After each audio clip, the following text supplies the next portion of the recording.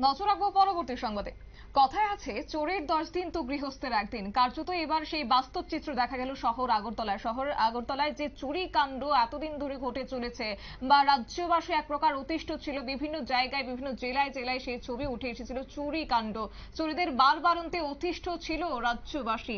এরই নিরিখে কার্যত এবার এই ঘটনাকে বেশ জোরদার ভাবে হাতে নিয়েছে পুলিশ, রাজ্য পুলিশের পক্ষ থেকে। এবং আজ পূর্ব আগরতলা থানার পুলিশ যেটা জানিয়েছেন এসডিপিও দেবপ্রসাদ রায়, তিনি কিন্তু জানিয়েছেন যে চোর সহ চুরি যাওয়া যে বিভিন্ন জিনিসপত্র তা কার্যত উদ্ধার করতে সক্ষম হয়েছে।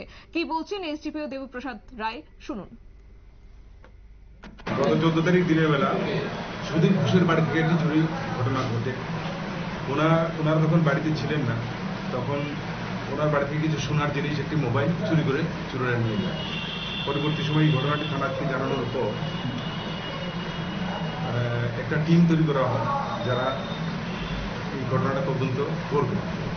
এবং এই ঘটনার তদন্ত চলাকালীন সময়েই গোপন সূত্রের খবরের ভিত্তিতে ওসি রানা চ্যাটার্জি এবং তার টিম 2 জন চোরকে ধরতে পারে এবং তাদের কাছ থেকে একটি সোনার চুড়ি, 2টো আংটি এবং একটি ছোট আংটি এবং মোবাইল সব উদ্ধার করা সম্ভব হয়।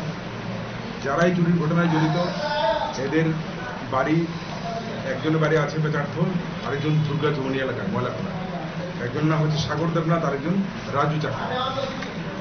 এদেরকে আজকে কোর্টে পাঠানো হবে এবং রিমান্ডে আনা হবে। 14 তারিখ ভোলেশ্বর রোড নাম্বার 2 হ্যাঁ মালিক। কি কি দিয়েছে? এই তো আংটি, টোটাল 3টা আংটি, একটা সোনার চুড়ি এবং একটি মোবাইল। বাড়িতে কি ছিল? তারা বাড়িতে ছিল না। যাদেরকে আটক করতে তাদেরকে আগেও এই কিছুর সঙ্গে জড়িত না? আমরা এই প্রথম তাদেরকে পেলাম এবং এদের আগের ইতিহাস বা আগে কোথাও জড়িত ছিল কিনা এগুলো এখন বার করবো।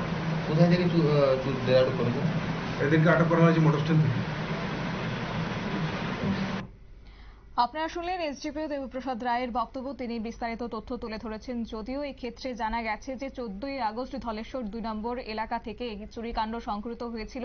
বিভিন্ন স্বর্ণালংকার নিয়ে পালিয়ে গিয়েছিল চোরের দল। আজ তাদেরকে আগরতলা পুরাতন মোটর স্ট্যান্ড এলাকা থেকে তাদেরকে আটক করতে সক্ষম হয়েছে পূর্ব আগরতলা থানার পুলিশ এবং তাদের কাছ থেকে বিভিন্ন সামগ্রী, অর্থাৎ সেক্ষেত্রে স্বর্ণালংকার সহ বিভিন্ন মোবাইল উদ্ধার করতে আজ সক্ষম হয়েছে। নিয়ে নিচ্ছে ছোট্ট একটি বিজ্ঞাপন বিরতির সঙ্গে থাকুন।